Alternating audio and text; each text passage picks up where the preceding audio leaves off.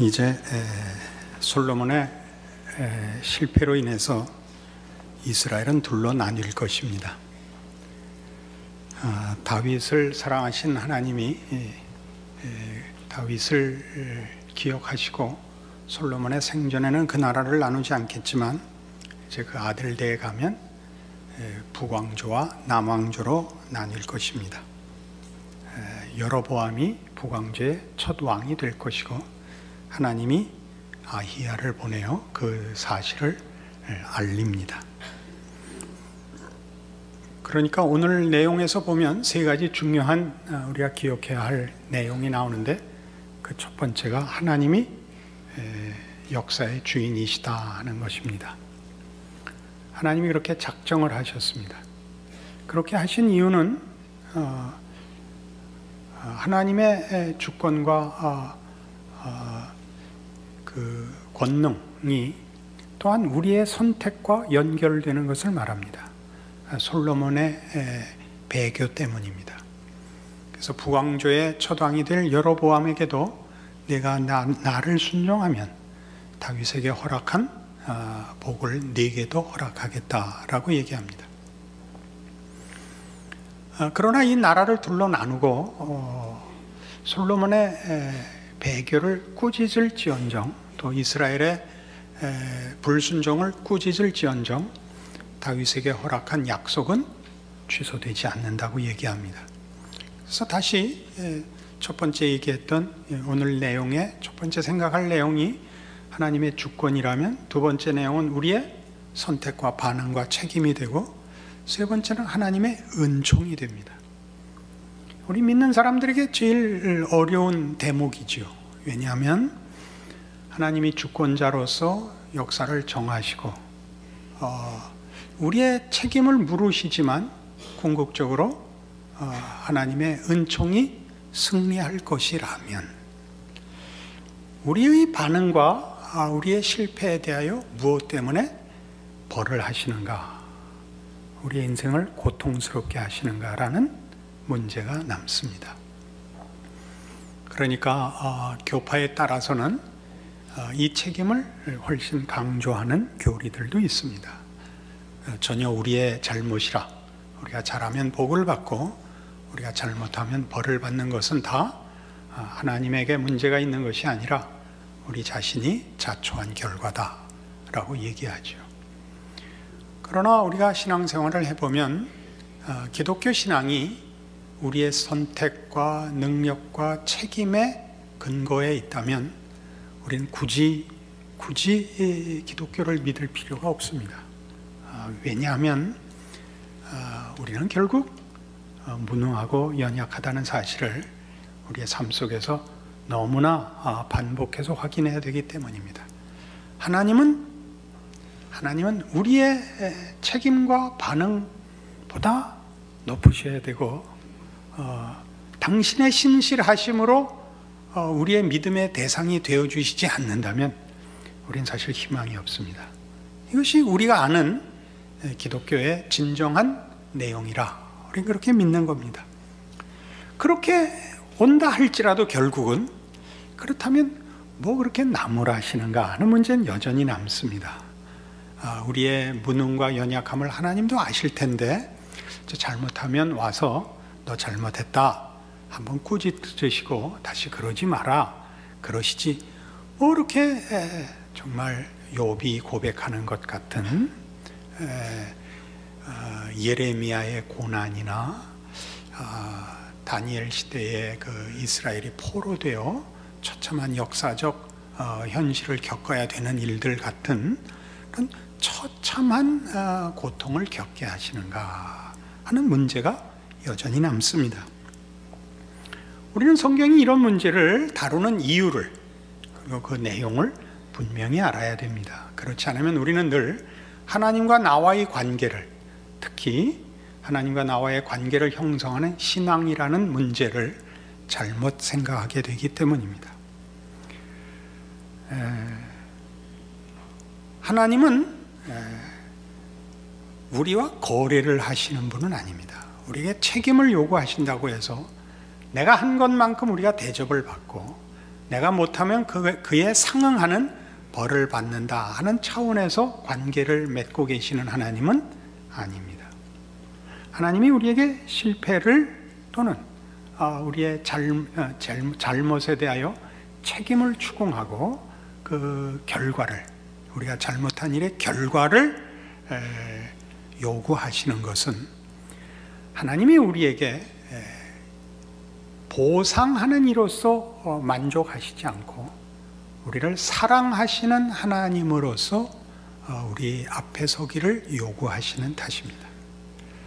우리는 하나님과 우리의 관계를 또는 그 신앙을 잘잘못의 문제로 그 관계를 확보하려고 해서는 안 되고, 잘잘못의 차원에서 하나님을 주장할 수 있다는 생각을 버려야 합니다.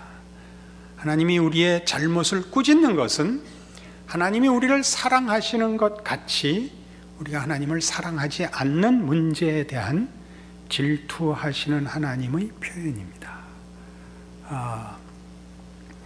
시편 51편에 가면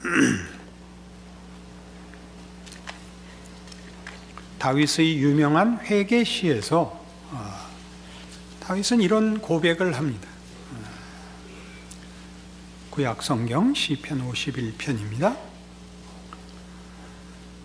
10절, 하나님이여 내 속에 정한 마음을 창조하시고 내 안에 정직한 영을 새롭게 하소서. 나를 주 앞에서 쫓아내지 마시며 주의 성령을 내게서 거두지 마소서. 주의 구원의 즐거움을 내게 회복시켜 주시고 자원하는 심령을 주사 나를 붙드소서. 이 문제는 잘못했습니다, 용서해 주십시오, 다시는 죄 짓지 않게 해 주십시오 라는 간단한 하나님과의 관계 회복을 기계적으로 요청하는 것이 아닙니다. 다윗이 고백하는 것은 하나님의 사랑을 받기에 또는 하나님을 사랑하기에 내 안에 아무런 능력이 없습니다. 이것이 주된 회개입니다. 나로 하여금 주의 사랑을 받고 주를 사랑할 수 있는 마음과 그런 인간으로 만들어 주시옵소서. 잘잘못의 문제로 하나님과의 관계를 확보하거나 하나님과의 관계를 해석하는 것을 넘어서는 회개의 시입니다.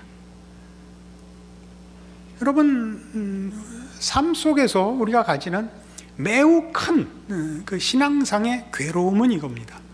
우리가 우리의 현실이, 삶의 현실이 어려울 때 우리는 그 해석을 기억나는 모든 사건을 다시 검토해서 이 잘못 때문이라 라고 생각하고 그 잘못을 회개하면 지금의 이 형편이 회복돼야 한다고 믿습니다.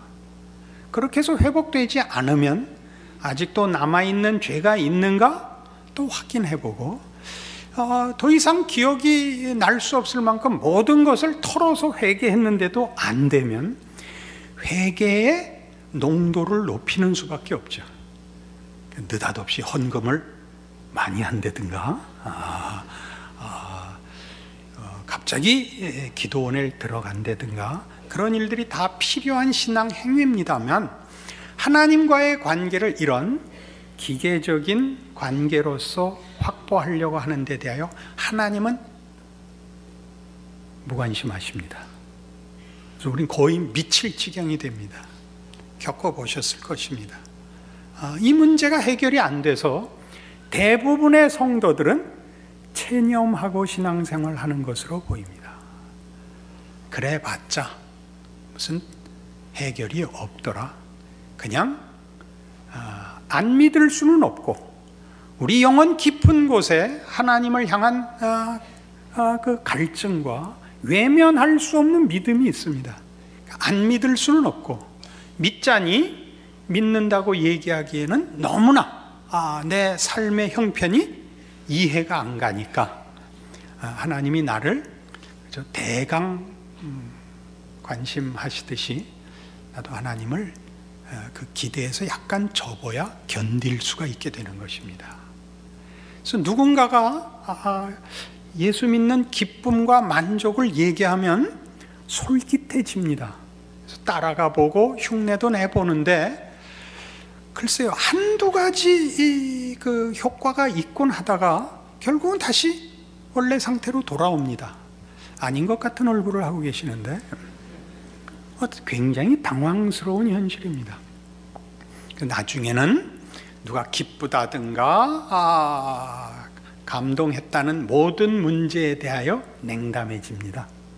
하나님에 대해서 냉담해지고, 인생은 결국 그런 것이고 죽은 다음에나 어떻게 아니면 할 수 없고 라는 자리까지 내려가 있는 것이 사실 성도들이 겪는 가장 중요하고 큰 신앙상의 갈등입니다.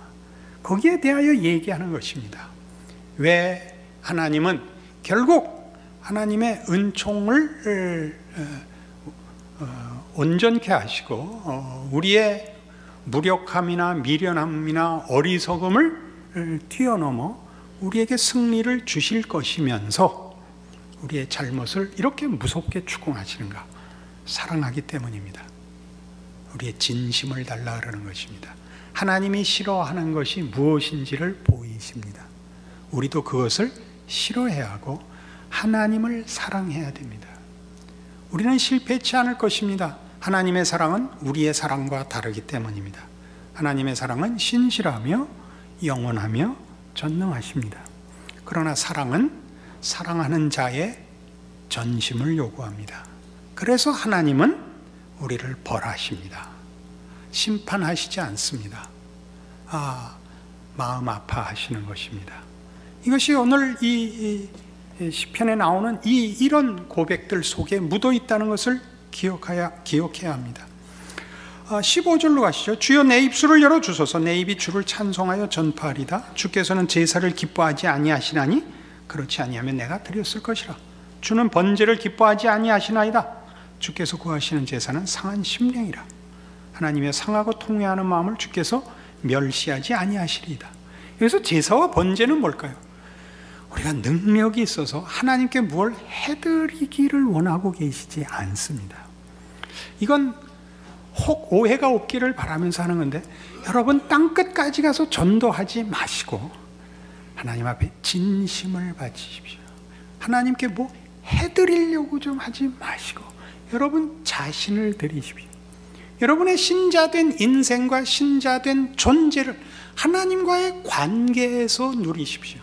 하나님을 사랑하고 사랑을 받을 줄 좀 아십시오. 무엇을 해다 바쳐서 떳떳하려고 좀 하지 마십시오.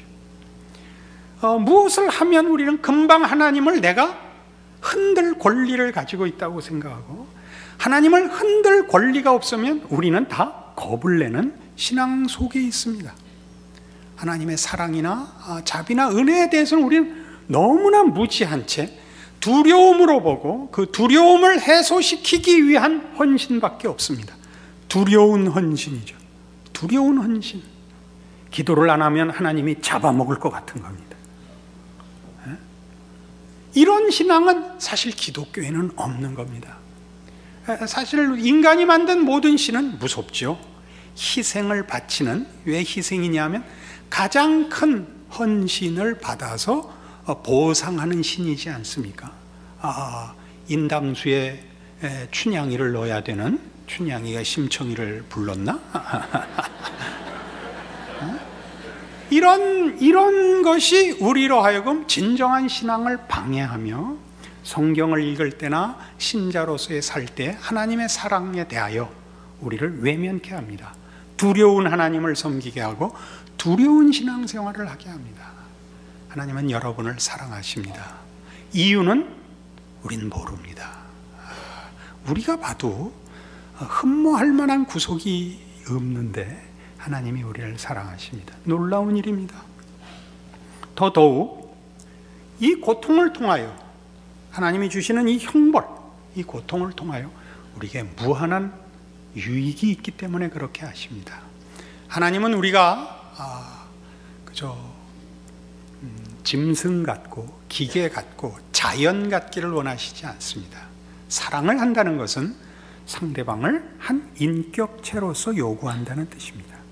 그래서 하나님은 하나님의 사랑을 우리에게 주실 뿐만 아니라 알게 하시고 우리로 하여금 하나님을 사랑하도록 작업을 하십니다. 그 작업의 가장 중요한 내용 중에 하나가 우리로 하여금 자기중심적이고 이기적인 생각으로부터 벗어나 주변을 둘러볼 수 있는, 남을 이해하고 사랑할 수 있는 마음을 만드시는 것입니다. 우리는 고통을 당합니다. 자신이 초래해서도 당하고 자기가 초래하지 않은 일로도 고통을 당합니다. 세상은 고통으로 가득 차 있습니다. 도망갈 데가 없습니다. 아시다시피 도망갈 데가 없습니다. 우리는 이 고통을 면하는 것을 최우선 과제로 삼는 신앙생활을 매우 즐겨합니다.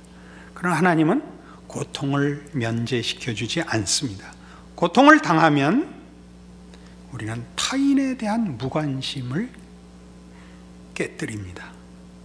비로소 모든 사람의 형편이 이해하고 관심을 가져야 한다는 것을 알게 됩니다. 타인의 존재를 이해하게 됩니다. 형통할 때는 제일 많이 하는 말, 난 이해가 안 가, 이거죠. 학교 다닐 때 어느 쪽이었는지 모르겠지만 제가 경험한 게 의하면 이 공부 잘하는 왼수들은 공부 못하는 걸 이해를 못합니다. 머리가 좋거든요. 근데 그걸 이해를 못한다니까요. 그걸 이해 못해요. 누가 저에게 물었습니다. 목사님 어느 대학 나오셨어요? 전 하버드 나왔습니다. 사당동에 있는 하버드를 나왔는데, 사당동이 아니고 사근동, 사근동에 있는 하버드를 나왔는데 왜 관악에 있는 서울대학을 나오지 않았는가? 이렇게 묻습니다. 제가 그러죠. 왜 못 나왔겠나? 우린 다 아는데 공부를 못해서 못 들어가고 못 나왔죠. 근데 거기 나온 사람들이 꼭 그걸 물어봐요. 목사님은 왜 서울대학을 못 가셨는가? 세상에 이런 바보들이 어딨나. 고통을 당하지 않으면, 실패를 겪지 않으면 우리는 타인을 모릅니다. 타인을 모릅니다. 다른 사람의 처지와 다른 사람의 고통을 이해할 줄 모르게 됩니다. 우린 고통을 당하면 우리가 얼마나 무력한가를 압니다. 우리가 당하는 고통에 대해서 우리가 해결할 수 있는 일이 아무것도 없습니다. 아마 그래서 더 고통을 당하면 신자들이 하나님께 더 그렇게 아우성을 칠 것입니다. 고통 속에서 하나님을 발견하기보다 고통 속에서 하나님에게 원한이 커지는 경우를 얼마든지 봅니다. 그건 잘못입니다. 하나님은 우리에게 이렇게 말씀하시는 것입니다. 너 스스로 자신을 해결하고 지키려고 하지 마라. 내 품에 안겨라. 이게 고통이 우리에게 하는 말이고, 고통 속으로 밀어 넣으시는 하나님의 손길에 기이한 말씀입니다. 우린 비로소 우리 자신에 대해서 손을 놓아야 됩니다. 인간이라는 존재는 우리가 예수를 믿고 하나님 안에 들어와 마음의 평안을 누리는 가장 큰 이유가 뭡니까? 우리는 인간이 자기가 할 수 있는 일로 자기 영혼의 갈증을 해결할 수 없다는 것을 알기 때문입니다. 세상의 필요를 채우는 것뿐이라면 우리는 굳이 예수를 믿을 필요가 없었을 것입니다. 세상의 문제를 해결하는 것은 세상의 권력이나 세상의 어떤 것들로 얼추 땜방을 할 수 있습니다. 그러나 우리 영혼 깊은 욕구들을 세상의 것으로는 해결할 수가 없어서 우리는 결국 예수 안에서 하나님의 부르심에 응하게 되었던 것입니다. 이것이 성경이 말하는 고통의 참된 의미입니다. 우리는 결국 하나님을 의지하고 하나님 안에서 평안을 누리며 하나님으로부터 위로와 도우심을 구할 수밖에 없고, 그게 유일한 답이라는 것을 알게 됩니다. 이것을 고린도전서 15장에서는 이렇게 설명하고 있습니다. 신약성경 283페이지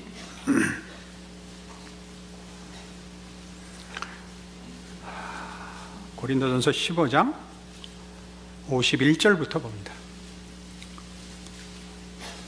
보라, 내가 너희에게 비밀을 말하노니 우리가 다 잠잘 것이 아니요 마지막 나팔에 순식간에 후련히 다 변화되리니 나팔 소리가 나매 죽은 자들이 썩지 아니할 것으로 다시 살아나고 우리도 변화하리라. 이 썩을 것이 반드시 썩지 아니할 것을 입겠고 이 죽을 것이 죽지 아니함을 입으리로다.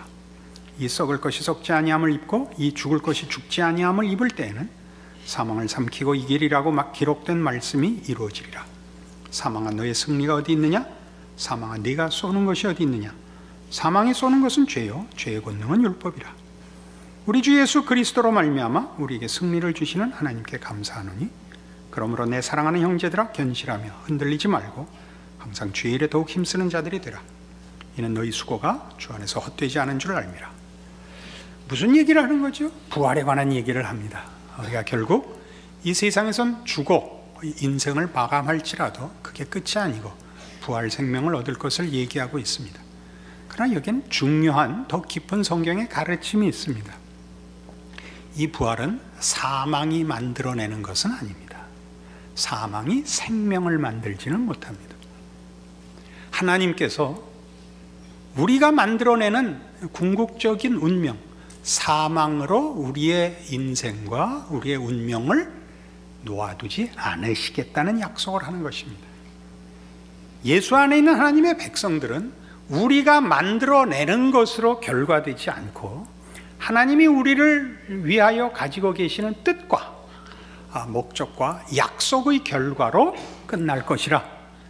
우리는 죽을 운명이고 죽음밖에 만들어내지 못할 존재들이지만 예수 안에 있는 하나님의 백성으로서 하나님이 우리를 부활로 승리케 하실 것이라. 왜? 사망이라는 결과를 만들어내는 법칙은 그 죄라는 이유 때문이고, 죄를 만들어내는 법칙은 죄를 사망으로 선고하는 법칙은 율법입니다. 율법은 인과 법칙입니다. 한 대로 받는 것입니다. 심는 대로 거두는 것입니다. 우리가 한 대로 받는 결과는 우리는 사망밖에 초래할 수가 없습니다. 왜요? 법은 평생 죄를 져서 불법이라고 얘기하지 않고 한 번만 법에 저촉되면 죄인을 만듭니다. 우린 늘 죄인이지만 죄를 꼭 늘 드러나게 행하진 않을지 모릅니다.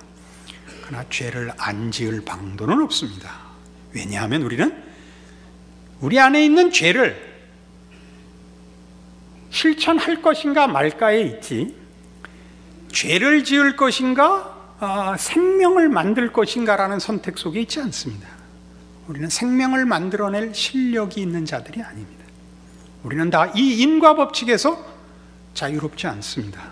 우리는 결국 이 인과 법칙에 의해서 사망 이외에 다른 것을 결과할 수 없습니다. 그러나 지금 이 고린도전서 15장이 하고 싶은 얘기는 바로 그렇다는 거죠.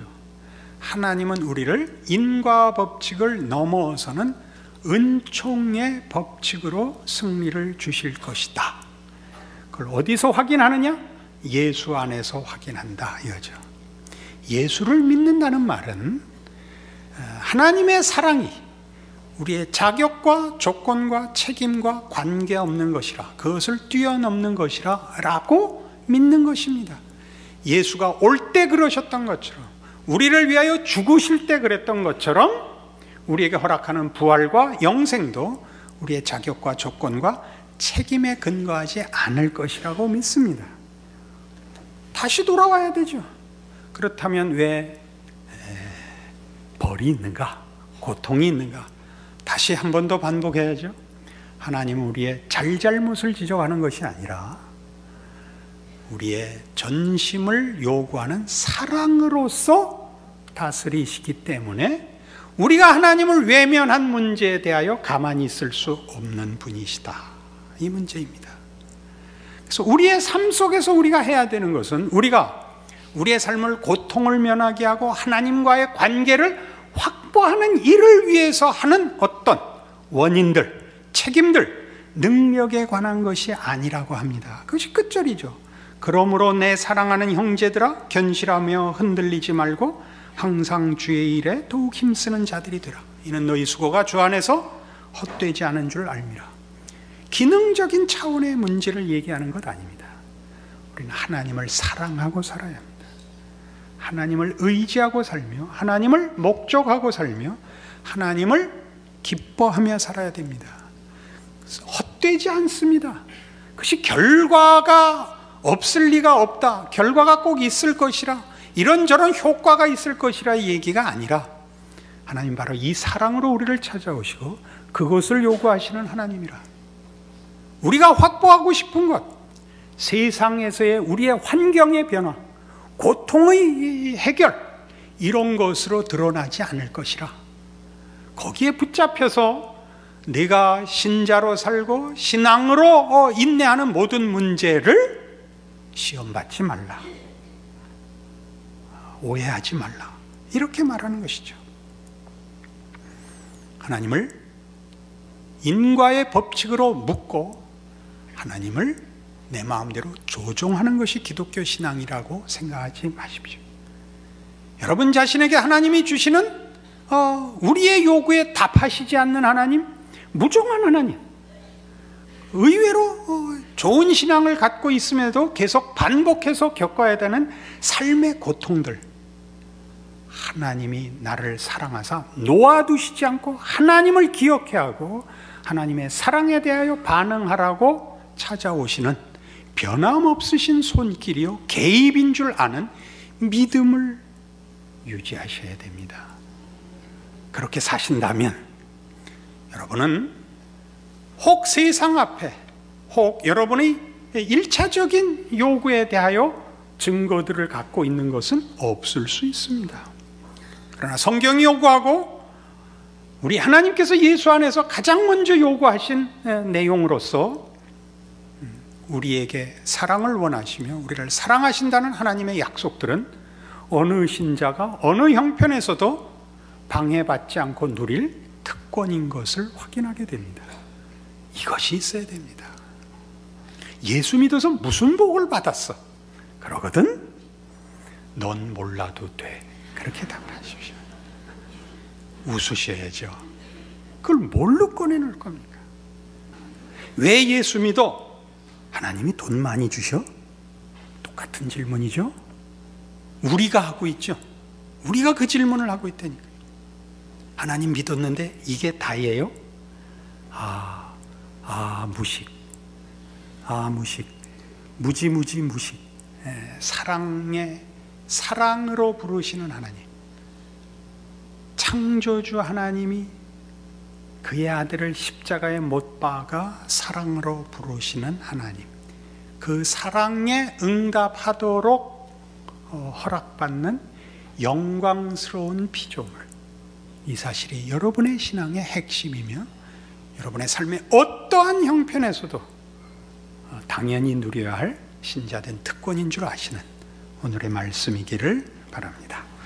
기도하십시다. 하나님 아버지의 은혜를 감사합니다.